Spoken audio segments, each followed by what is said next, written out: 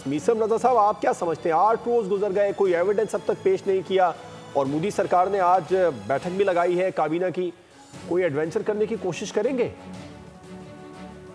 बिस्मिल्लाहिर्रहमानिर्रहीम, बिल्कुल जी, एडवेंचर नहीं इसको कह सकते, मिस एडवेंचर करने की जरूर कोशिश करेंगे।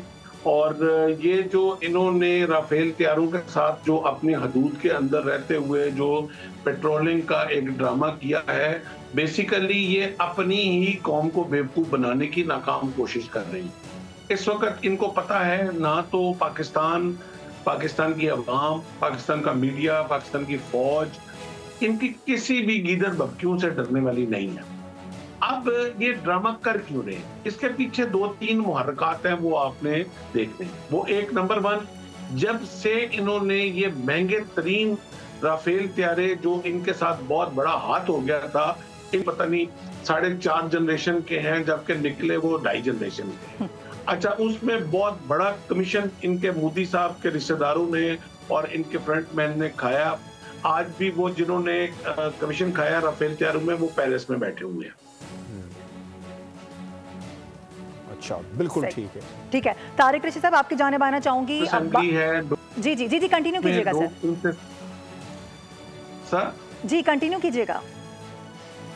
जो इनकी लोकसभा में पब्लिक अकाउंट कमेटी है, वो इनसे अब सवाल उठा रही थी कि राफेल तैयारों का आपने ये कल इन्होंने बेसिकली अपनी आवाम को बेवकूफ बनाने की कोशिश की है।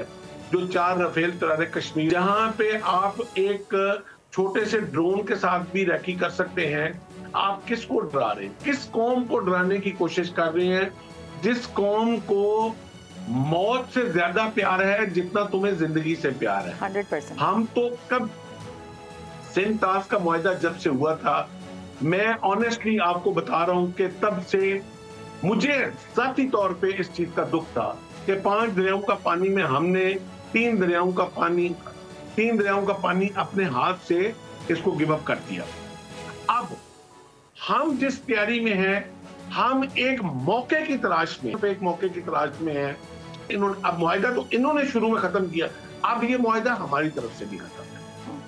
अब हमारी फौज, हमारी कौम, हमारी लीडरशिप इसके लिए बिल्कुल तैयार है कि जिस दिन इन्होंने अभी कोई मिस एडवेंचर करने की कोशिश की, हमने अब बाकी 3 दरियाओं के ऊपर बने हुए इनके डैम्स जो हैं, वो हमारे टारगेट के ऊपर है।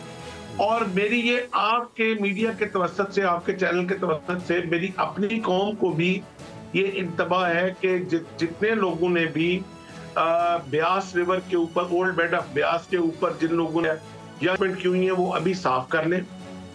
जो सतलुज रिवर के ऊपर भी जिन लोगों ने कोई फसलें काश्त की हुई हैं, वो साफ कर लें, क्योंकि अभी सतलुज का पानी भी खुलने लगा है, ब्यास भी खुलने लगा है और चनाब में भी इंशाल्लाह बहुत जल्दी आप लोअर लेवल का सैलाब की सूरत देखेंगे जब इनके डैम हम टारगेट करेंगे।